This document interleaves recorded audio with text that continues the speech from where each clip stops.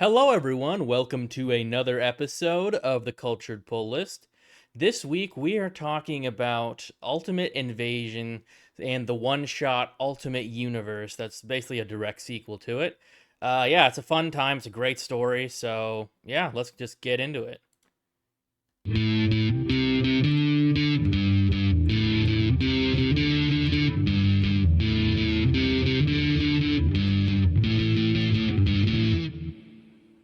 Hello, everyone. We are back for another episode. I did a bad thing. I missed last week. I got really busy, but we're back this week, and I have Jerry from ComicsCuts back with me. How the hell are you doing tonight, Jerry? I'm great, man. Fantastic. Thanks for Awesome, man. asking. How are you? Pretty good, pretty good. I'm looking forward to talking comics tonight.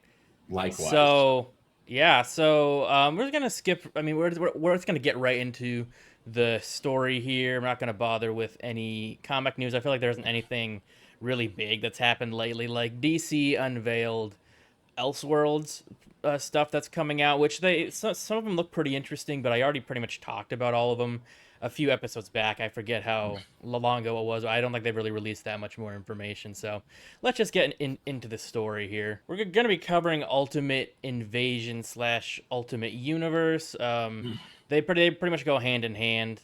Ultimate Universe is a one shot that came out like right after Ultimate Universe, but these were written by Jonathan Hickman with art by Brian Hitch and Stefano Caselli. The inker was Andrew Curry. Colorists were Alex Sinclair and David Carell, and the letterer was VC's Joe Carmagna. And these were released between June and November of last year, 2023. Now, this is basically the relaunch of the, Ultimate Universe. Like, obviously, we had the Ultimate Universe in the early 2000s. And we talked a bit about this last episode. I wasn't a huge fan of the Ultimate Universe when it came out. I know it pretty much came out when I was a kid, when technically, like, I should have been reading it, but I was already reading the original stuff. So, but by the time I got to the Ultimate stuff, I was just like, this is different but kind of the same. I don't like it. No. Yeah, I yeah. guess like I like some of it. Don't get me wrong, but it is different. I really prefer, I think, what they're doing now, where it's like they're just kind of playing with stuff, like, because they have the freedom to. It's a different universe, and it's familiar while also different, I guess. What do you think of like the new Ultimate Universe? Yeah, I mean, it's funny because I also, I kind of read comics when I was a kid and Mm-hmm. Ultimates came out and I thought they looked Mm-hmm. cool, but I didn't really, read the stories. I just looked at the Sure. pictures and I Sure. vividly remember thinking Ultimate Spider-Man just looked so Mm-hmm. cool. Yeah. And Yeah. but like you asked, what they're doing right now is something that I hope is a trendsetter for the rest of the publishers. Like I hope DC Mm-hmm. does something like this. I mean, when I might have said this last time I was on your show, but when Mm-hmm. I see Hickman is writing something, like Yeah. I do not care what it is, as Yeah. long as it's Marvel, I am gonna buy it and I'm gonna Yeah. read it like right away. He's just that writer that when he does something, his comics Mm-hmm. always just have such big themes and Yeah. it keeps me thinking about it for the next day. And Ultimate Invasion was one of those comics. Mm. Like they announced it, I was like, "This sounds awesome! I'm gonna read out." Everyone's like, "Oh, well, the plot sounds this." I'm like, I don't even care. Like, I am not gonna read what the Yeah. plot's about because I'm gonna buy it on day one anyway. And I Right. did, Yeah. and I loved it. And you know, the like exploration of alternate universes, which is the hottest thing in Mm-hmm. superhero entertainment right now. Obviously, it's Yeah. everywhere. But the themes of legacy and how like one little, well, I guess this is like kind of like butterfly effect, but on a bigger scale Yeah. because it's Yeah. not like, oh, I got a different flavor coffee. It's like, no, we're gonna hold Yeah. back. It's Yeah, yeah. yeah. Yeah. It's way So different. yeah, but I loved it. I loved Ultimate Invasion, and Mm-hmm. now that you chose to talk about it tonight. Yeah. It's funny because I'm like, I kind of want to go back and read it again Yeah. because we're in this new Ultimate Universe now, and Yeah. I think it is the best thing to come out of Marvel Comics in years. Yeah, no, it's really really good. I unfortunately didn't read it when it first came out. It just kind of like flew under my radar, I guess, Uh and huh. I didn't really. It's really only the last like year or so that I've really paid attention to writers. I think the last couple of years, like around the same time, like the show came out, I started paying a lot more attention to like writers and artists and comic creators in general. So when like Jonathan Hickman's name came up, I didn't recognize it, but Okay. going back, I've read a lot of his stuff. Like I read Secret Wars back in the day, in 2015 when he wrote that. There's a lot of other stuff he wrote that I've read. So yeah, like like No. he doesn't miss. Like I haven't read Yeah. anything where I'm like this isn't great. And a lot of his stuff feels kind of like a step above a lot of other like Marvel stuff. That's because I feel like with a lot of really just comics in general, there are like really big, cool like story events or like one shots or something, but a lot of the main series just sort of feel like like a adventure of the week type thing. They don't feel as like like a higher level of writing, and I 100%. feel like most of Hickman's are that. They're just really good. It's funny you say that because first of all, when I was like getting into comics, I didn't understand how like the writer of the comic was such a big deal. I was just Hmm. going like I think I told you I had a friend who recommended this Batman New 50 Court of Owls book. Like that's all I knew Oh about it. yeah, I yeah, didn't know it was yeah. Scott Snyder. And then I was Hmm. going into my local shop and I had already known the guy because um I'm a bit of a character in person, and like he is. The store was around the corner from the first insurance firm that I ever worked at, uh and I was like, oh, do you have anything James Bond related? Like, I'm a huge hmm Bond fan. I love yeah, superheroes, but I don't really read comics, and like, he thought it was funny that I was like into Bond and not comics, and he got the last laugh because now I'm in there all the yeah, right. time and I'm like, Yeah, a regular customer. But, yeah, I nice. didn't think the writer made a big deal. I'm like, if the book says Avengers at the top, it's Avengers. Like, I'm Yeah. sure they work for Marvel. How creative could they really get? Hmm. And, as I started doing my own research, I realized the creator makes a big difference. And, when I look at my top like 5 favorite comics, Scott Yeah. Snyder's is up there, his Hmm. Batman, but it's either between Scott Snyder's New 52 Batman run Hmm. or Hmm. Hickman's Avengers, New Avengers, Secret Wars, that whole saga. And Yeah. as much as that was like my first comic that got me into comics, the Batman, I would Yeah. probably give it to Hickman just Hmm. because, don't get me wrong, that Batman run is incredible, and I really do think it's the Yeah. best Batman. But when Yeah. you It's so read good. a saga like that from someone like Hickman, I mean, that kind of Hmm. storytelling is it's so unique to Hickman. He's the only Yeah. guy in the game that could write a story that talks about like these bigger ideas where you either have to Hmm. sacrifice your world to be morally right according to one character, or you have to Yeah. betray humanity, your best friend, and like everything else. And if you read the story, you know what I'm talking about. And not, you're probably lost. But like that's the thing about Hickman. It's that Yeah. intricate and complex. So, Ultimate Invasion, I think was ironically, it's the more recent Hickman, but I would Yeah. argue it's more accessible for a Hickman story because it's Hmm. 4 issues. It's pretty Yeah. straightforward. Yeah. It's not like a 100 issue long saga where Hmm. you really need to pay so much close attention. You could read this Yeah. Ultimate Invasion, knock it out in an afternoon, and then Hmm. you'll understand why Hickman is the goat. I think I did read it all in one night. Honestly, I was just Yeah, like, oh exactly. yeah. I actually read, so I got the second printing of Ultimate Universe a few weeks ago or like a month ago, and I read that, and I hadn't read Ultimate Invasion, so I'm like, what the hell is going on? Like I had like a decent, like I had an okay like grasp because at the beginning of the Ultimate Spider-Man and Black Panther books, they say like the maker's done, all this crazy stuff.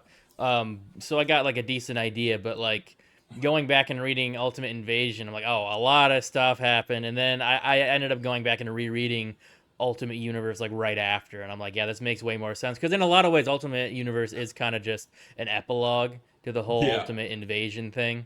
It just kind of shows what like it pretty much shows them like forming the Ultimates, kind of, um, Yeah. or the new Ultimates, but.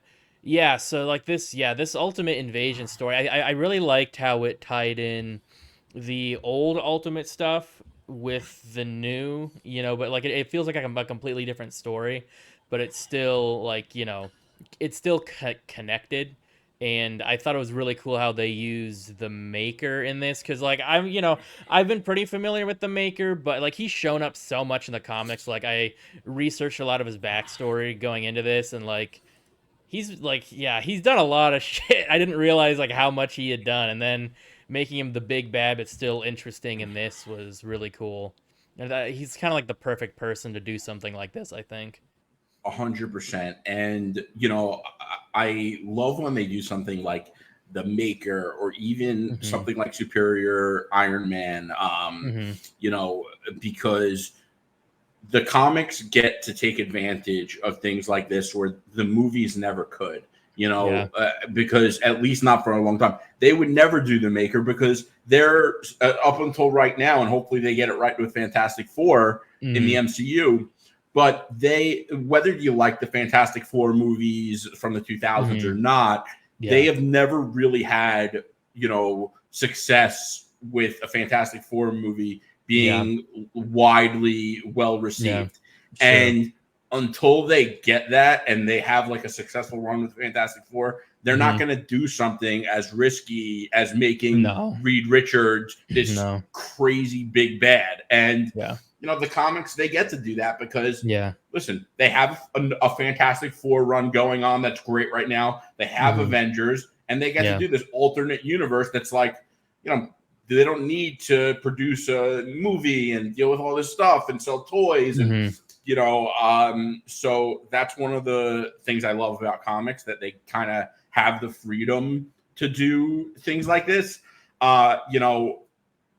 I kind of hope that we see more of the Maker, but not for a while. I'm having fun reading Ultimate Spider-Man, Ultimate Black Panther. Hmm. Who is Hickman writing the Ultimates that's coming out? I don't think he is. No, he is not. He's currently writing Ultimate Spider-Man, Right. but I don't. I'm trying to remember who's doing the Ultimates for this year. I think it's coming out in June. Let me pull it up here. Denise Camp. Okay. Yeah, I don't. Okay. I think I've seen his name on a couple of books that I probably read. I don't. It doesn't stick out to me, but you know, I. Hmm. Here's the thing. Like, I have a lot of faith in Marvel. I don't think Marvel is going to put someone on a book like this Yeah. who's not going to deliver. Yeah, it almost feels like they're putting all of their like best stuff and all their time and effort into this new Ultimate run, which is really interesting because because the original Ultimate Universe was really just a way to get new fans Mm-hmm. into Marvel, without having to know all the other lore and history of all the other characters. They're just like, we're just gonna do a relaunch as it's accessible to new fans. Right. Whereas this feels like they're not as worried about that. This feels like let's just like make the most interesting stories we can, and we're not hindered on what's come from the past because this is brand new. But also there's like this underlying like conspiracy and new world type thing to it, which is really interesting. Yeah, and I'm just really enjoying all of it so far. Same. And yeah, it's a new world, and you Hmm. know, it's crazy because like Ultimate Invasion was what I would call one of those, like, larger than life type Hickman Hmm. themes, but he has been pretty well contained with Ultimate Spider-Man. Ultimate Spider-Man, Mm-hmm. Yeah. I'm sure that Hickman's gonna, inject some of his like, Yeah. big theme flavor it eventually. Sure. Um, but even if he didn't, like, I think that Ultimate Spider-Man is perfect the way it is, and Yeah. I think some people I've seen complain that they think it's a little slow. Like, I prefer A that little. because Yeah. and maybe I'm unique here, but I want this run to go on for a really long time. Like, I hope it Yeah. hits Me that, too. like, 50, 60, 70 issue, count. And if they were to go faster, I think that they would have to end it sooner. So, yeah, it's slow, Yeah, but for sure. I think we're going to get more, like, a better bang for our buck that way. Obviously, not literally, because we're going to have to spend more money on comics, but, like, you get what I'm Right. saying? Exactly. Yeah, Yeah. Yeah. pound for pound is Yeah. probably the better way to put it. Yeah, yeah, sure. Yeah. Yeah, I think what's really cool about Hickman's writing in that book is like, and I can kind of see where people are going, saying like it's slow, but at the same time, it's like I don't know the way Hickman writes it, it's still interesting, even if there's not like explosions and fighting. Because like Right. the last issue was like almost entirely like a dinner between Yeah. Norman and I mean not Norman, Harry and his wife, well Gwen and Peter and MJ, but it was still really interesting. I think like Jonathan Hickman's really good at dialogue. I feel like that's like really hard to do, and he's very good at making dialogue interesting and not feel like a chore. I feel like sometimes with comics, like when I see a big text bubble and like the whole page has like three big text bubbles in each panel, I'm a little like, man, this is gonna feel like a chore, Yeah. but his dialogue never feels like that. It feels very authentic and it like drives the story forward. That's one of my, like, biggest turnoffs in comics. Mm-hmm. And I tried reading Claremont. I tried reading Claremont X-Men, Mm-hmm. and a Yeah, lot of yeah. people, I think even you said, once it gets to the late 80s and 90s, it's not Mm-hmm. as outdated. But, like, even if you look at someone like Brian Bendis's writing Mm-hmm. from the Ultimate Spider-Man compared to, like, Hickman till now, I would Yeah. argue that Hickman is much more innovative. And I don't think that's Yeah. just because Hickman is a better writer. And I don't mean to throw shade on Bendis, because I actually think Mm-hmm. Bendis is one of the best writers in the industry, like, and Oh yeah. easily in the Yeah, top yeah. 10, maybe even top 5. Yeah. I think online a lot of people are unfairly critical of him, and I think it's easy to Mm. be unfairly critical of him because he's just written so I much. know. I And, was gonna like, say. Yeah. but he's also done such a good job with so many Yeah. different things that, like, Mm-hmm. but I think, long story short, I think that over time, like, the writing just gets better, and I don't think it's makes one writer in the 2020s better than the 2000s. I just think that, like, Yeah. they've learned more and they've gotten better at the craft. Yeah. And yeah, and it makes a big difference. Like, it's harder to read a comic from, the 1960s, and because of Yeah. that. Yeah, it's almost like for me when I'm reading the old stuff, like I do enjoy it, but it is very much like generally either for the novelty of it, like it's old, or it's like this is an important comic. Like I just read a comic that was part of the Nightfall like Batman arc, with like Bane breaking Batman's back Oh and like yeah, yeah. Azrael becoming Batman, and I got I think Batman 500. And like it was good, it was interesting, but it did feel like there was so much narration in it. I know. Like every panel had narration. Like they couldn't just like show it or something. And well, I think it's really cool. I noticed about like Spider-Man comics too is they kind of provide narration through Peter's inner monologue a lot in the Spider-Man comics, but I think it works really well that way. Whereas Yeah. when you just have like the writer being like Batman's feeling like this right now, ooh, and he's he's angry, it's like it's a little less like I feel like that works in like a novel, but comics are very much a visual medium, and I think it kind of like bogs down the action when there's too much text on the page. Yeah, let the pictures do their Mm-hmm. job. And Yeah. it's funny you say, because I tried reading Nightfall. I really Mm-hmm. wanted to read Nightfall, because of that iconic image of Bane snapping Batman's neck. And it's like, I'm sure it was groundbreaking at the time, and it cemented Bane as an instant classic. But I tried reading it, and I couldn't get through it. You know what else I couldn't get through? And this came out in the 2000s, and I remember taking some of them to summer camp. And these are like of the few comics that like I actually read the full issues. I read some of No Man's Land at like sleepaway camp, and I thought it was such a cool story. And then like I think it was like a year or two ago, I tried reading it, and I just was like, first of all, I don't think DC is as good as crossovers as Marvel. They kind of force you to read a lot of stories that like you don't want to read. That is true. Yeah, and the writing in No Man's Land, which came in the 2000s, felt way more outdated. Like I read a lot of stuff from the 2000s that doesn't feel outdated, but that did. Interesting. Yeah, it is interesting how like comic writing has changed, but also how like taste changed too. Because I'm sure stuff that I read when I was a kid, I was like, oh, this is fine. Like I'd read it now, like this isn't as interesting as I remember it being. Yeah, 100%. And it's like, I enjoyed Green Lantern when it first came out, and I wasn't even a kid then, and like I watch it now, and I'm like, that movie's crazy. Oh yeah, no, for sure, yeah. It works with like books, comics, movies, TV shows, like everything. Yeah, 100%. Pretty interesting.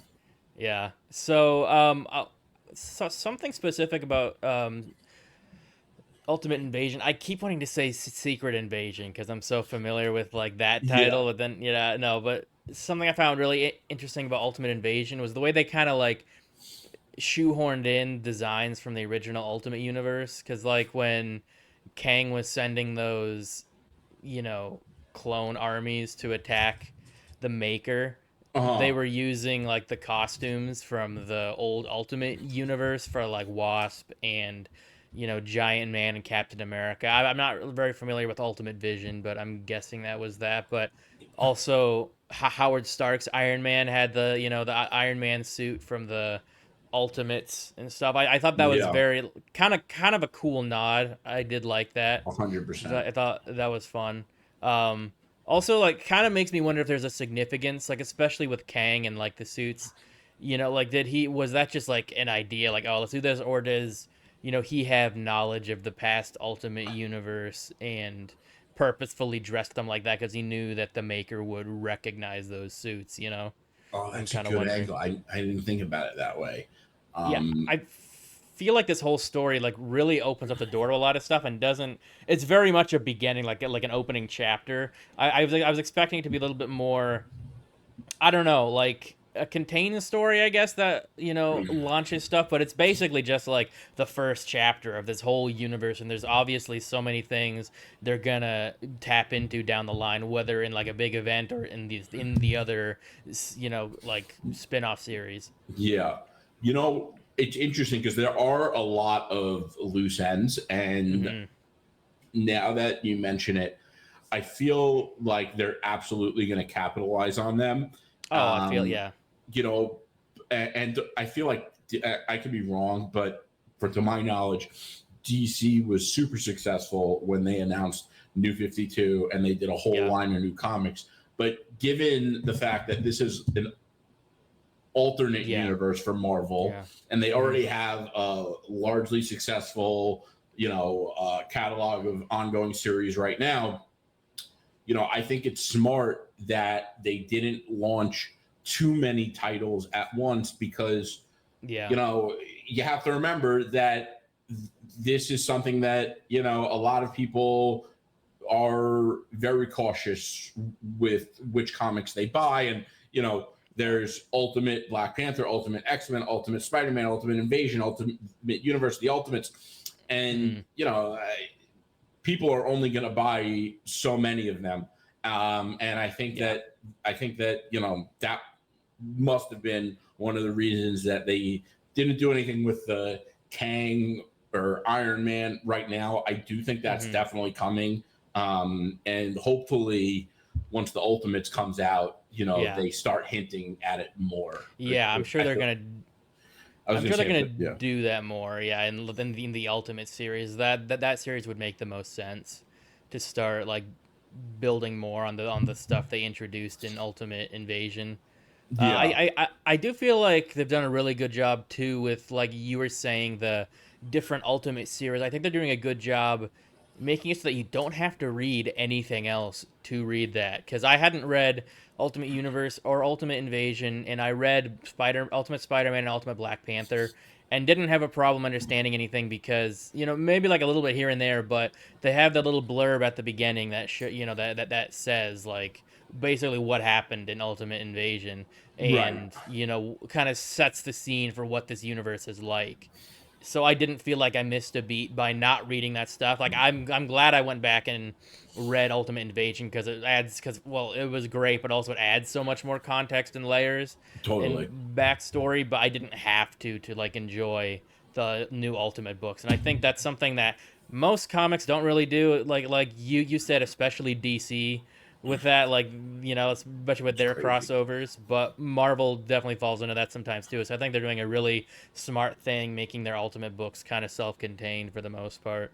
Yeah, and I think that it's probably a very tricky decision to make because Yeah.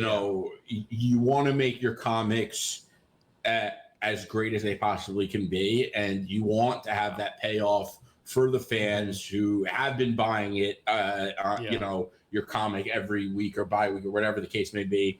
Mm-hmm. But you also want to gain new readers, and Yeah. if you have a big crossover event coming out like Blood Hunt, Mm-hmm. you want to be able to sell it without fans that haven't been reading Avengers to feel like they have to Yeah. read 14 issues before they could read Yeah. this new Red Band Blood Hunt cover that looks super cool on the shelf.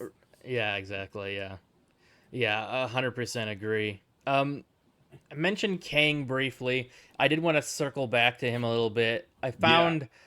I think in introducing Ultimate Kang, this new Ultimate Kang is really cool, and I think it was very cool that, I mean, without coming right out and saying it, they kind of just straight up like were. It seemed like they pretty much confirmed that like Tony Is going to is be. gonna be this ultimate version of Kang because they have like the same exact armor. It's just a different color.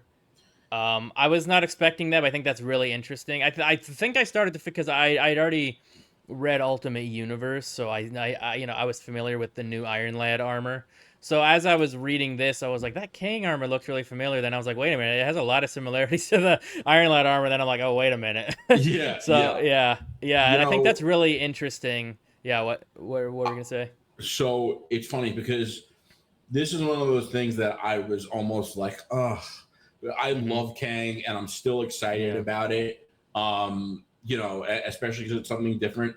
But Kang is Yes. one of those characters that like up until recently, I feel like they didn't use him enough, and ever since Yeah. they hinted at or they didn't hint at it, they kind of showed him at the end of Loki season 1. It Mm-hmm. feels like they've kind of started to capitalize on him more Yeah. in the comics. Yeah. But I don't know if did you read by any chance the Kang the Conqueror solo series? It was like 5 issues, I did not. I read this. I think the one last year. No, shot, the I timeless. think. Yes, yeah, I Yeah. read that. Yeah, that was So cool. But I didn't read his series. timeless was His main great. series. Yeah. But the Kang the Conqueror, I highly recommend it. It's on Marvel Unlimited, Okay. so you can Okay. check it out. But Yeah. like Yeah. I have fallen in love with Kang the character, the Conqueror, Mm-hmm. and I Mm-hmm. love the fact that he like is such a savage conqueror, and Mm-hmm. I like the character of Nathaniel Richards. I love Tony Stark, Yeah. so like in theory, I should love the idea of Tony Stark being Kang the Conqueror, but Mm-hmm. I always want to see Nathaniel Richards conquering. So like Sure. yeah, but he's kind of in the new Avengers run. They hinted Mm-hmm. at him, and it seems like they're building up to him being like a major big bad because they really Mm-hmm. haven't utilized him. So hopefully, Yeah. I get my Kang craving satisfied Right. there. Sure. Yeah, and I could Yeah. take this alternate Kang. It's funny because I remember as a kid, I was like huge into action figures, Hmm. and the way I would describe something like this or like those one-off stories, it's like, if I didn't have a Batman action figure and I was going to Toys R Us and I was going to go buy a Batman action figure, I wouldn't want Batman in like a underwater suit. I would want Batman in like Yeah. the classical Yeah. Batman suit. So if I'm not Uh-huh. getting my classic definitive Kang Hmm. and you give me a variance on Kang, like I'm gonna, so it's kind of like that. I feel like it's a good way to Sure. describe it. Yeah, I can see that. I think, yeah, for me, since it's a new, like a different universe and stuff, like I'm totally okay with them, switching that up. And I think it's kind of interesting because it's sort of a reversal of the Kang Iron Lad dynamic in the like It's a great normal point. Yeah, 616. Because, in the 616 universe, Iron Lad is a variant of Kang, basically. But in this Ultimate, it's basically. The other like Kang is kind of a variant of Iron Man in a way. It's right. kind of It's Tony interesting. Stark who ended up Yeah, becoming Kang, which is crazy. and I'm And sure there's going to be like a huge explanation for it. Like, I'm sure it's going to make sense and be interesting. But I'm that just would very actually curious. make for an Yeah, incredible solo series. yeah, that would just kind of seeing him like become Kang or something, and like, Yeah. and it also begs the question like, where is Nathaniel? Like, I'm guessing maybe Nathaniel Richards doesn't exist in this universe because Reed and Sue don't seem like they're together because the Maker like stole Reed and he just like Yeah. trapped him for a long time. So it seems Right. like they, Right. they never got together and everything. So considering Nathaniel is a like descendant of Reed, like Yeah. if Reed and Sue don't have any kids, then there's no Nathaniel. So maybe that's where Right. they're going with Right. it. That's a great point. That's a great point. I didn't think about it like that. So Um, yeah, yeah. I mean, there's just so much this book opens up. It's so interesting, and I really look forward to seeing how they flesh it out. And I really hope Hickman continues to do the main universe stuff. Like he's not doing the Ultimates, but if they have any sort of like Ultimate crossover going forward, I hope he's the one that's writing it because I feel like he should be able to like finish fleshing out this new Ultimate universe. There's nobody in the game that could deliver that story better than Hickman. I feel Yeah. like Jed McKay is almost on that level. Like he definitely Hmm. pushes big themes in his stories, and like he's got Yeah. intricate plots and the character depth and the dialogue. Yeah. But I've never listen, and I like all the stuff I've read from him, but I Hmm. maybe Marvel just hasn't given him that chance to do a big saga the way Hickman Yeah. has with Avengers and his Multiple Fantastic times. Four. So yeah. Yeah, yeah, Yeah. exactly. Everything he's done for them has been like this, like larger than life thing, Yeah. Yeah. So, but I don't think Jed McKay is the person to do it right now either, just because he has so much going on that I Yeah. worry if they put more on his plate, it would, one of the series would end up nosediving. I feel like, He how much can he you do? he would have to like stop doing at least one or two of his current series because he's doing so much right now with Yeah, like Moon exactly. Knight and Avengers and now the whole Blood Hunt thing. Yeah. Yeah. Yeah, for sure. Yeah. Trying to think. I think that's pretty much everything I had to say about Ultimate Invasion. How about you?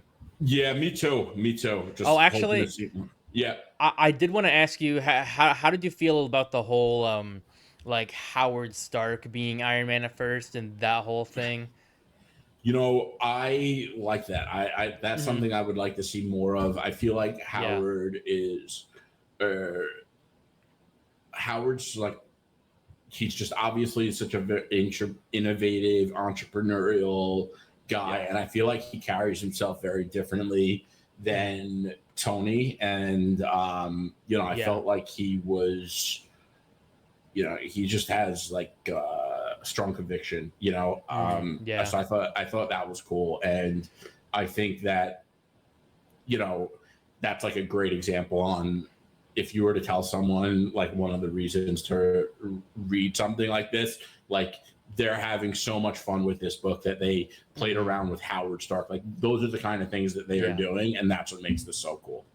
Yeah. Plus, freaking Reed Richards is the Doctor Doom in this universe, but he is not a Crazy. bad guy. Yeah, it's very interesting. But yeah, I really liked getting to spend time with like Howard Stark because I feel like they really haven't done much with Howard in comics ever, which I get because it would be like like doing a lot with Thomas Wayne or something. Like he's just sort of the main guy's father, but they have done stuff with Thomas Wayne and stuff. So in alternate universes, so this is perfect.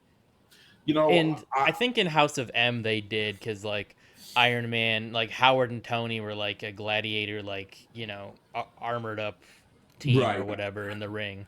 So there was that, but there's never been like Howard Stark Iron Man as far as I know. So that was a really cool concept. Yeah, I think I'm gonna reread House of M because I think when I read it, I only read like the House of M and I didn't read the rest of the crossover. And that's one of the things I love about Marvel Unlimited. Like you could read the crossovers, like everything. It's you don't pay anything extra. It's on demand. And if you don't like it, you can just put it back down. That's super nice. Yeah, the one thing I will say about them doing Howard Stark, like Thomas Wayne, I think is an easier sell than Howard Stark just because Batman is a much better seller than Iron Man. And I'm not saying that I think Iron Man should sell the way Batman does. Although personally, like my top 3 favorites in no specific order are Batman, Spider-Man, and Iron Man. And I do think that Iron Man gets slept on a lot in the comics. Yeah. Like they've been putting out a lot of fire. The last Iron Man run that was just Iron Man was amazing. The current Invincible Iron Man is awesome. And like I've never heard anyone else talk about it. Actually, the Iron Man Cantwell run I've heard people talk about, but I've never heard anyone else talk about the new Invincible Iron Man, which I've been loving. Yeah, I haven't. Yeah, that's why I've never really like looked into it much. Who's writing that one? The current one is Jerry Duggan. Okay. Yeah. He's cool. I forget what else he's written, but like his name is pretty well known. Christopher Cantwell wrote the Kang series. I'm pretty sure he wrote the Kang series. Yeah. Interesting. Let me check actually.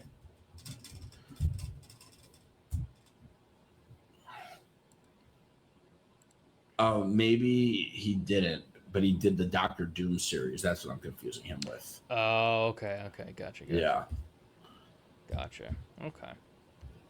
Yeah, so I think that the Howard Stark aspect was really interesting. I think the only thing that's kind of weird is that that Tony Stark is so young in 2023 because it's supposed to be 2023 when Ultimate Invasion happens. I mean, I guess it could make sense that Howard had him later, but that's always kind of a thing with multiverse Ultimate Invasion when you have with multiverse and alternate universes when they have variations of the same character be different ages, and you're just like, how did that happen? Like they never really explain it. It just sort of is. It's just it's more. It didn't happen because of logic. It really happened because of convenience. Right, exactly. Or like stories that are set in another time, like say Gotham by Gaslight, which takes place in like Victorian England. Like how the hell is there like a Bruce Wayne and all this stuff in Victorian England? And like I don't like the only thing that doesn't make sense about it, like that I care about, is that I think sometimes they do like crossovers or like a glimpse into another another universe. Well, I think with just the current Chip Zdarsky run, there was this one part where Batman got pulled through a bunch of different universes and met a bunch of different Batmen.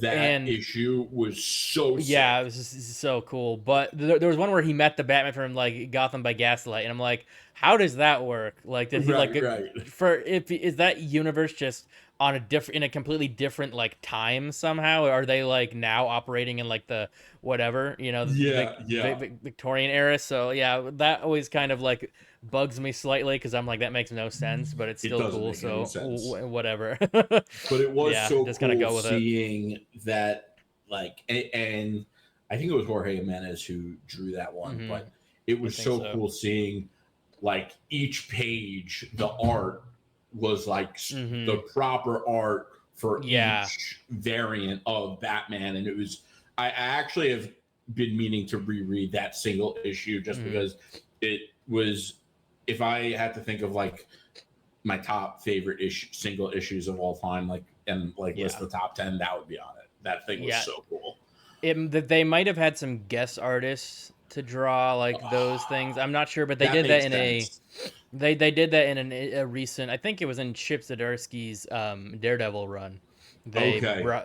They brought in a bunch of guest artists to actually like draw, because there was like flashbacks to draw like their era of like when they were doing the art for the book. So that was Yeah. super cool. I think it was something similar, and Yeah. I thought it was cool how Batman actually like interacted with him, and like he got a new hand in like the Dark Knight Returns universe, and Yeah. he got Adam West Batman utility belt. That all of that Oh, was really cool, and he ended up I don't remember using that part. the yeah, he ended up using the shark repellent Oh, that that Adam I West remember. Batman That had. was sick. Yeah. Yeah, yeah. Yeah. That was awesome. Yeah. It's so funny because before we got on tonight, I was Hmm. reading. So I've never read Grant Morrison's full saga. Like, I've read his mainline Batman run, but I never read Hmm.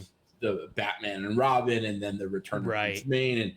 And I Yeah. was reading the first issue of Return of Bruce Wayne, and obviously I could tell that the Savage they're referring to is Vandal Savage, but I thought it was really Hmm. cool that they put Batman back into the uh what's the word I'm looking for cavemen, Oh, like Neanderthal Neanderthals. like Yeah, kinds. Yeah. yeah. Yeah. Yeah, but he's the only one who can't speak. They are all talking, but he can't talk. Oh, It's crazy. that's funny. I didn't. Yeah, I haven't read. I've read some of Grant Morrison's run, but I haven't read like all of it Yeah. either. So. When it comes to Batman, like, I don't know if it's because when I first got into comics, like, he was the first character that like I read and like dove into and read like all the runs that like were modern. But that's why I Yeah. ended up wanting to read Nightfall and No Man's Land, and Yeah. Yeah. I Yeah. just feel like they don't have enough proper, solid, modern Batman comics. Hmm. Um, maybe it's because I ran out of them so quickly, or Yeah. there aren't enough. I don't know, but There always yeah, seems to be a Batman series going on, but they rarely stand out to me. I feel like, yeah, um, like I like stuff like Batman Hush, like that story was great. The unreal. Scott Snyder New 52 stuff was great, but like all the stuff in between, I mean, it might just be I never read it, but as far Yeah, as I know there's not. I the don't know. It always Tinian, seems like something crazy's happening in the Batman stories, but yeah. I don't know. I will say the James Tinian's Batman run and Detective Comics run were really Yeah. cool. Those I really Okay. liked. Yeah. Okay. Gotcha. I'll have to check those out sometime. But yeah, so to kind of wrap things up, we already were kind of like talking about other comics, but let's do our cultured pick segment where we basically just talk about some other comics we've been picking up and reading that we think are pretty cool. Batman 147 was really cool because, so basically, like, this run started off with this new villain Failsafe, which is kind of like Yeah. Batman's version of Ultron, meaning, Yeah, yeah. Yeah. similar, a little different. Batman created this AI uh, droid Mhm. that, you know, wasn't intended to, the intention was, if I ever die or get to take it too far, or, become bad, or whatever the case may be, Mhm. this is a failsafe. And, Yeah. he didn't tell anyone. He didn't tell the Bat family about it. I don't even think he told Alfred, I you was gonna know. say, was it him or the alternate, like So his alter ego that Zernar. built it? Yeah, was Yeah. it Zuranar that built it and Bruce didn't know? I can't remember. It's kind of confusing. I'm trying to remember who built it. Yeah. If it was actually Bruce or Zuranar that did it, like when So he was unconscious. so you're right. He was created by Zernar. Okay. All And right. So yeah, so obviously, so Batman didn't know about it, but Hmm. in the beginning of the run, which started 22 issues ago at Batman Yeah. 125, Batman meets Failsafe for the first time, and he gets it goes on for a couple issues, but that story arc ends up Batman getting destroyed so hard that he gets Yeah. sent to a different universe, Yeah. which is how Yeah. that multiverse story, which we were just Yeah. talking about, That was really happened. interesting. Yeah. Yeah, but now like Failsafe has different bat droids, and Yeah. one of them somehow convinced, because he's in more of a suit. Like Yeah. initially, Failsafe was like an exoskeleton, Hmm. but the newer version looks more like Batman, but still doesn't really look like Batman. But whatever. Yeah. Yeah. He convinced Damian for a Damn. bit that Right. he was Batman, and then Damian was Hmm. like, I forget exactly what, but he was like, my father would never do that, and Batman finally meets up with, I forget who from the Bat family, Hmm. and he's like, it's time to, so you can see here, it's time to put this monster Oh. down. That's Yeah. what he Yeah. says. Nice. Also, check out that new suit. It's, Yeah. That's pretty sick. yeah, it's Yeah. like Arkham Knight, Hmm. but with the Batfleck Right. The logo. big thing. Yeah. Yeah, which, side Nice. note, I feel like that everyone has such a passionate opinion on Zack Snyder that people can't just like Yes. look at something on Yeah. its face value without Mm. letting their opinion of Zack Snyder. Like, listen, the Batfleck suit and the Batfleck logo are fire. Yeah. I know. I know. Yeah, yeah. I know, So like a lot of people are like say like it's too fat of a logo. I'm like, for one thing, it looks almost exactly like the Dark Knight Returns, and nobody cared about that. So it's like yeah, I don't, it's whatever. it's fat, but it's also minimal. Like, I think it's super cool. It's not my Yeah. favorite Batman logo, but it's my second favorite. No. Yeah. Yeah, Right. Yeah. I yeah, like how like it fills the whole chest, which is really cool. that's a good Yeah. point. The Yeah. Dark Knight's my favorite. Just, I'm a huge Okay. minimalism guy. The Dark Knight Sure. suit Sure. is my favorite. Sure. But the Batfleck logo is minimal too. Yeah. I think the Um, Arkham logo is mine, like the Arkham Batman logo. yeah, I think that's the best, like, classical version Hmm. of the logo of the modern era. Yeah. Yeah. Um, yeah, but it's super cool. It's awesome to see the Bat family. I mean, Flash was in it.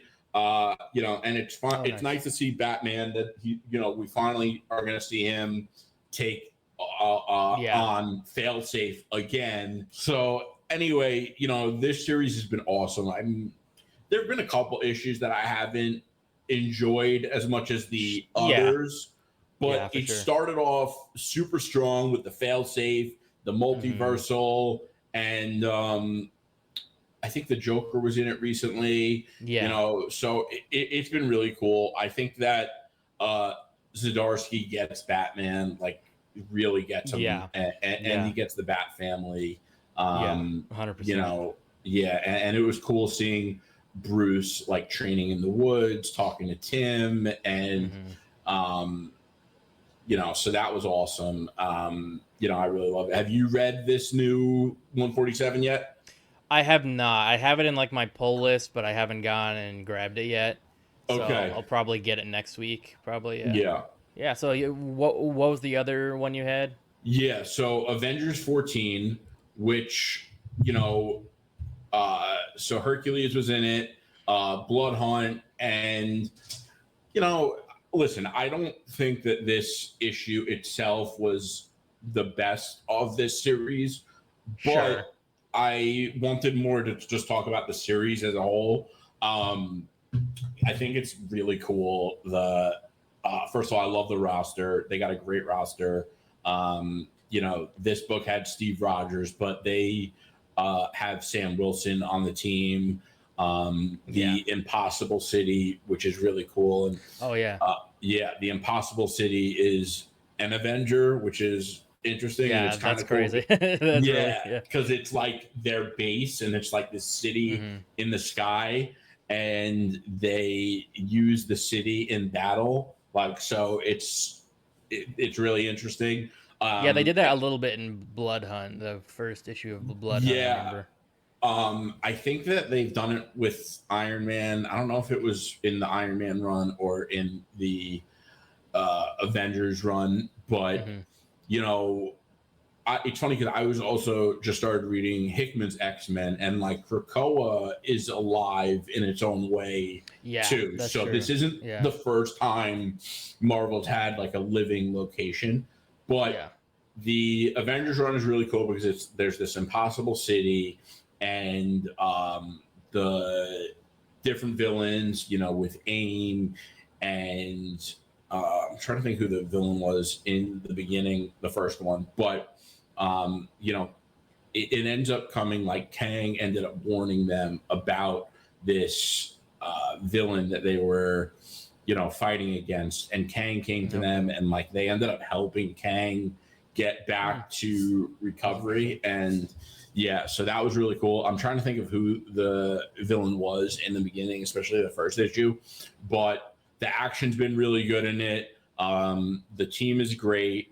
Black Panther's suit is fire. Like Yeah. they have him wearing a cape, but it's Oh, not. nice. Yeah, Yeah, but it's not like a regular cape. Like it's he ties it in a knot. It looks so cool, and that's cool. yeah, and it's a tan color, so it goes super cool Oh, nice. with the black. Yeah, they took on the Sentinel program, and it was Orcus's Counter Strike. Oh, They yeah, yeah, yeah. yeah, Yeah, and that with ties into the X-Men stuff. That's been going on. yeah, and that's why I've been really enjoying this Avengers run right now. And I'm like so far behind with X-Men because I'm reading Hickman's, but I want to read the Yeah. current X-Men run because like so they have Avengers that's dealing with Orcus and the Sentinels, but Iron Man has also been dealing with Feilong. I don't know if I'm pronouncing his name right, but it's Hmm. Feilong. Yeah. And Feilong like took over Stark Enterprises. He Oh, like shoot. also worked with Orcus to take on the Sentinels. And Mm. Iron Man married Emma Frost. So Oh, shit, really? yeah, which I love her. I don't know if you saw my post the Yeah, other day. she's Yeah, really underrated. Like she's I don't know why like she doesn't get more love or screen time, or not screen time, but you know. right. And I also like. I think January Jones is super hot, and she played her in Yeah, in the First X Men Class. movies. Yeah, yeah. Yeah. Um, so that was awesome. But yeah, it's cool how Avengers, Iron Man have been, you know, kind of intertwined with this story with Yeah. the Sentinels and the action. It's been awesome. Definitely recommend reading it. Yeah, Yeah. that's what I got. Yeah, so I have a couple to talk about as well. So my first one, it's not new. It's been out for like a year and a half, but Batman One Bad Day, The Riddler, written by Tom King. Um, Incredible. I I honestly just picked this up because I'm going to a Comic Con this weekend, and Tom King and Mitch Gerard are going to be there. So I was like, I kind of want to read this and get it signed by them, you know? So I got it off eBay, and I'm like, yeah, and I read it. I'm like, this is so damn good. It So like good. I love how it can just like it's kind of like an Elseworlds, almost like a one shot thing, so they don't have to worry about it fitting into whatever stuff DC's doing. But and also they can be a bit darker because it's Black Label, I believe. So Uh huh. yeah, it was really cool. And like I'm kind of like hit or miss with Riddler. I feel like sometimes they just kind of make him like a kind of a goofy throwaway type villain, but and then sometimes, you know, like in the Batman, the movie, or like in this, like he's like a really serious guy, like you don't want to mess with. And that was kind of the whole point of the story is like, you know, he's just completely different. He's ruthless, and Batman was not like ready for it, and nobody was. I thought that was Yeah. so interesting, and really made you like be like, damn, this Riddler guy is a piece of shit, you know? Like, Yeah. really. What was it? I forget what it was, but it was he basically forced Batman to kind of like accept him as a villain. Hmm. And what did he force Batman to accept with Riddler, and how did Batman overcome? Because I remember reading this and being like, holy crap, this Yeah, guy's got Batman into a corner. By the way, they should make an animated movie of this one. This one that would is be really incredible. cool. Yeah, It yeah. it's kind of like the Killing Joke, but I think I like this more, Uh-huh. honestly. In a lot of ways, I think it's a little more gripping, I guess. I feel like Yeah. the Killing Joke's really good, but it's kind of preachy at the same time, if you know what I mean. I feel like the Um, Killing Joke was good and it was yeah. groundbreaking for its time, but like, Hmm. I know that the One Bad Day series is meant to be an Yeah, anthology like the way of the kind of story exactly. Yeah. Killing Joke was. But if you were to rank them with the Killing Joke, like I'm not saying the Killing Joke would be at the bottom because there were Hmm. definitely some that were like, Sure. of this series. Yeah, but yeah, so in one bad day at the very end, Riddler basically puts Batman in like a stalemate because he's basically saying like if Batman touches him again, like he will just kill a random person. Uh, Like he always gets out of Arkham, so he's like, and at this point he basically walks out of Arkham because everyone's so afraid of him. Like he basically finally just like uses his intelligence to be like, to just find information on everybody, and he basically blackmails everybody and is like, if you do anything to me, I'll kill your whole family, kind of thing. So like it's everybody's crazy. freaking out. Yeah, it was so nuts. But so at the end, like he's saying to Batman, like, yeah, if you touch me again or try and stop me from doing what I want to do, I'm just gonna start killing random people, like he did at the beginning. So And what does yeah, Batman do? I forget. well, so Uh, like the whole thing was like there was this long conversation between him and Batman, and he was like, the reason you always get me is because we kind of fell into this predictable game, and I became predictable. But now, like I've changed, and like you haven't. Like I know you. Like you'll never kill me, and that's the only way to stop me.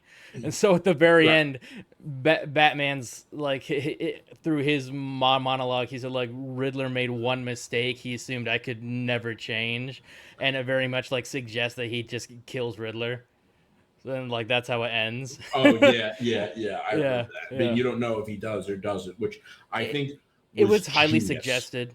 Yeah, yeah. It was very similar to the Killing Joke, where it's like kind of like seems like he probably did, but like in this, whenever somebody died, they showed like black panels, and so Yeah, at the very end it just shows Riddler standing there. Then all of a sudden Batman's like standing behind him, and then like the last three panels are just black, and that's yeah. how it ends. And I was like, that's Okay. so good. Yeah, I remember because it was the first One Bad Day that came out, and I Okay, yeah, remember reading it and being like so obsessed with like similar yeah, to the Hickman stories. Like that was the kind of story I was thinking about like all day the next day, yeah, and you know I gotta say, Tom King, I would also say I think he's one of the best yeah. comic writers. And Hmm. it's crazy because online, like, when I was trying to, especially when I first started reading comics, and like I Hmm. mentioned before, I started with Batman. And I was, after I finished Scott Snyder, I was so upset. I was like, I need to find a good new Batman run. Yeah, And like, yeah, naturally, I landed on Tom King. And a yeah. lot Hmm. of people I found online were saying Tom King doesn't understand Batman. It's Batman. Yeah, And like I read it and it was incredible. And, yeah, I think he's an awesome writer. And by the way, James Gunn has him yeah. involved in Supergirl, which he wrote. I Hmm. haven't read that. I just, listen, I'm sure That's it's that's good. pretty good. Oh, it Yeah. is. Okay. It's yeah, we covered it on the show, I think, when that first got announced, the Okay. Oh, yeah. I movie. think I remember seeing you post something on it. Yeah, and it's pretty much like a um like space revenge epic type thing. It's actually pretty interesting. That's awesome.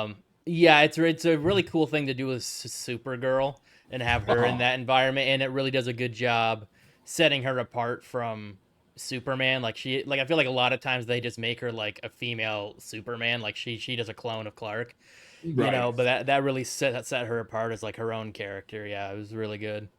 Yeah.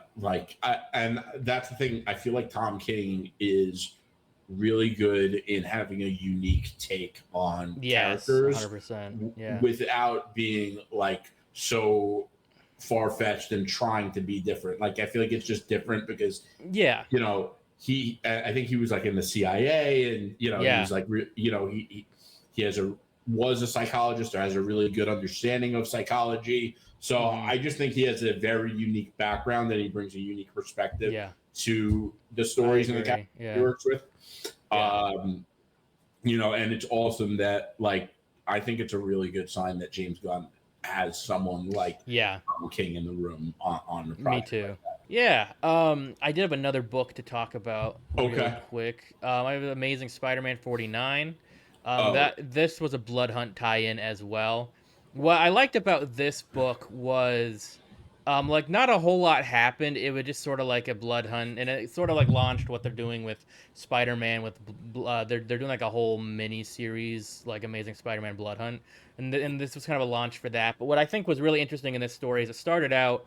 Peter was, happy that he could just let loose and beat the crap out of the vampires and not care, like, oh, they're monsters. I can just like go full strength on them. But throughout the story, he learns that the vampires are normal people that are like turning into these vampires, and like they don't want to be vampires. So like oh throughout the yeah. story, he I'm starts looking at it feeling now. bad, and he's like, now I'm actually hurting people when I'm fighting these vampires. So now like he kind of like is, and like a big thing with Peter is like he's always like holding back and always Yeah. not using his full strength because he's afraid of hurting people. So I think that just kind of like reiterated that, and like for a second he's like, yes, I can finally use my full strength, and he's like, oh, never mind, I've Yeah, still got like, yeah. I yeah, enjoyed it. You know, yeah, I I feel like people are just don't let themselves enjoy Spider-Man. Like, you know, like if it's not exactly the way I want it, it sucks. No, yeah, it's crazy, man. yeah. And like, I saw someone's like recently, and they were like, I haven't met one person who liked Zeb Wells' run and liked Nick Spencer's run, and you can't like both because they're polar opposites. Like, bro, Okay. like, I hate gatekeeping so much. It's just yeah, like, it's crazy. Like, who are you uh, to tell me what I can and can't like? And yeah, you exactly. know, also they're like, well, Paul's a loser and MJ shouldn't be with Paul. Like, yo, literally the point of Spider-Man is that he can't balance everything and be happy. That's Yeah, like the entire point of Spider-Man. And if you don't I get it, know. you know what? You don't get Spider-Man. So like, maybe you're not enjoying Spider-Man because you don't understand Spider-Man. Like, ever think of Yeah, that? You know? and Yeah. I think too, like the way he introduced Paul and all that stuff, he didn't give answers at first, but he teased that they were there, but nobody wanted to listen. They were just like, things are different. I hate it. Then when he actually went back and explained it, it makes sense. But Yeah. everybody was so much on the hate train that they just didn't care. You know. Right. So Yeah. And what are they gonna do? Like MJ was with Paul for 2 whole years. Like what is she's gonna be like? All right, well Peter's here. See you, Paul. Like it would just kind yeah. of like it was a really messy situation. There wasn't like a clear like thing she should or shouldn't have done. And by the way, I'm sure when Death of Gwen Stacy first came out, people Oh were God, upset with them for so killing off mad. Gwen Yeah. Stacy. Oh yeah. Like, you know, and I'm, you know, if I feel like they should introduce a new like female love interest for Peter Parker. Yeah. You I'm know, pretty sure they are.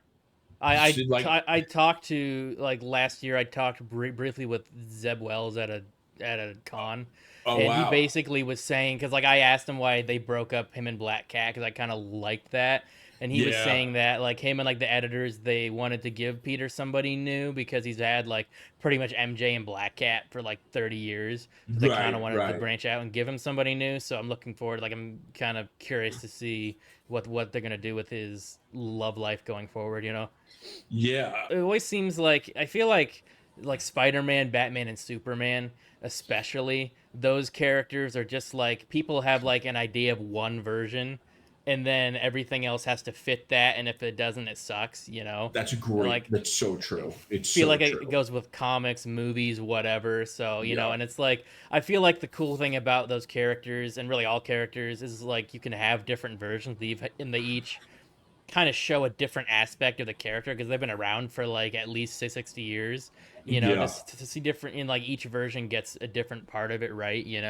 I think, but I feel like a lot of people, not everybody, but a lot of fans can't appreciate some other stuff, you know. There's like, this is the Yeah. only version, you know.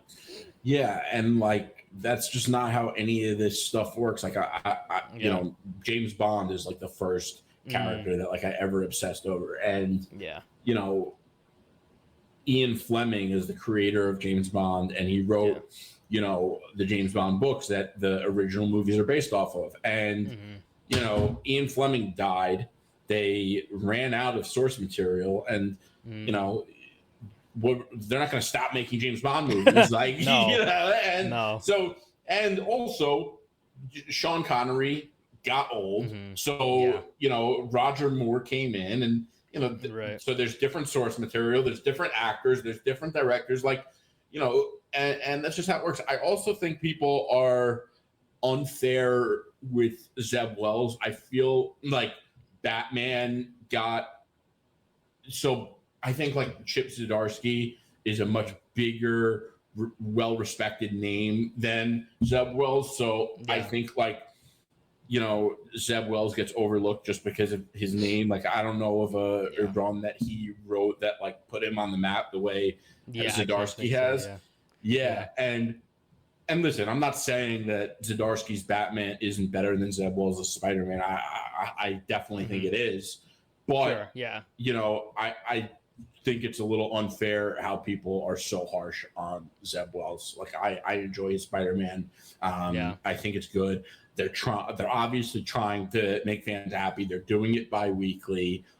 They Hmm. got Romita on it. Like they're not Yeah, like that's so good. Yeah. yeah, and people are like acting as if like they are trying to piss fans off. People really believe that Marvel is like, screw you guys, we're gonna make I Spider-Man know. bad. Like it's crazy. Like, It's so right. crazy. Yeah. With comic sales the way they are, I'm sure they're not trying to piss fans off. You know, they want people reading. 100%. Yeah, and what I think is a big issue too. I think this happens like with a lot of stuff. Like I think this happened with like the MCU Spider-Man 2 is like some fans like want everything to be like Craven's Last Hunt or something. Like they want every story to be this crazy, like serious, big. But like so many Spider-Man comics are very like lighthearted and Yeah. just fun, and I feel like I feel Zeb like most Wells are. does a really good job with that aspect of it, especially. And I don't know, I feel like a 100%. lot of That's a people great don't point. appreciate that. Yeah. The vibes are like so on point with what Spider-Man is. Like Yeah, I exactly. know when I'm reading a Spider-Man comic that comes out, like I know it's gonna like put me in a good mood. It's actually something like if I'm in a Hmm. bad mood, I'm looking forward to reading Yeah. Spider-Man because of it. All So the I Tombstone sorry. stuff has been very, very, very cool this run. I really do like the like more like street level gangster stuff that's been going on in this run. Yeah. Other than Gang War, which I didn't think was so great, I enjoyed it, but like I it's a was a little crossover. disappointed. Yeah, I Yeah. was a little hoping it was gonna be a little better, but it was still enjoyable. Yeah. Yeah, it was still I enjoyable. honestly like Dark Web better, I think. Me too. Yeah. I also, and I know you do too, but like I love Chasm. I think it's Oh such a yeah. cool idea for the It's so character. badass. Yeah. Yeah. But I think that and it's not just comics, but it's a big thing in comics and comic book movie fandom, especially if you spend any time in the comment section on Instagram or Twitter. Like, Yeah. people don't think for themselves. They really don't. And Yeah, when it's true. a certain opinion becomes popular, there's a lot of people who just jump on the bandwagon. And like, there's a problem when a bad opinion gets popular because these Mm. people they aren't thinking these opinions through and they hold them as if it's like you know their team's jersey on Super Bowl Yeah. Sunday. It's crazy. Yeah, yeah. Basically just like a winner takes all battle for like every opinion. It's so like Yeah, I feel like in a lot of ways like I mean, I'm not saying there ever really was a perfect time, but I feel like any sort of like age of discourse is like dead because like everything that there's hardly any.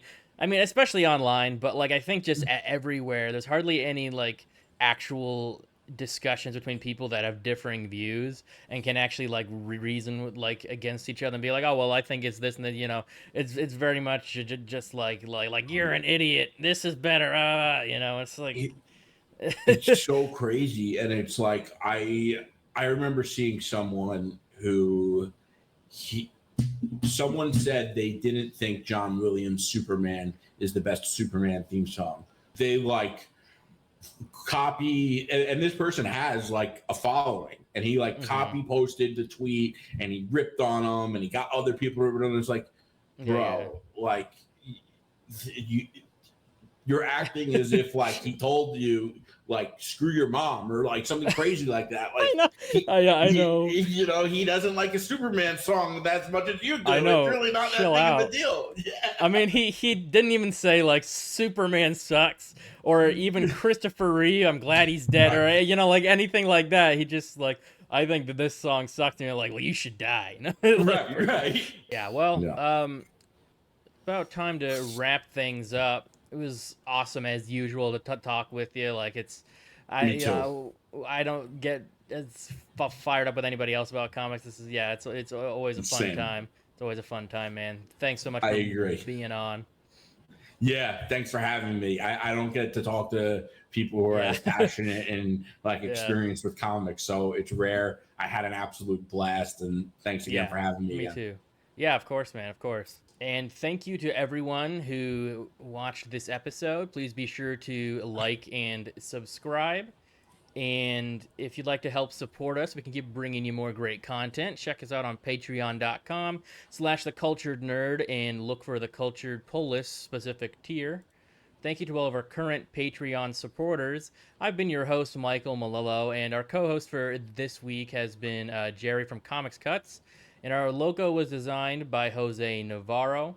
By the way, go and check out Jerry on Instagram and Twitter at Comic Cuts. I'll put a link in the description there for you. But if you want to check out the Cultured Nerd on social media and us, the Cultured Pull List on social media, you can scan the QR code on the bottom left if you're watching at home. And if you want to check out Casual Experts, me and Luke's other brand, we got our other own podcast, YouTube, all that stuff. You can scan the QR code on the bottom right.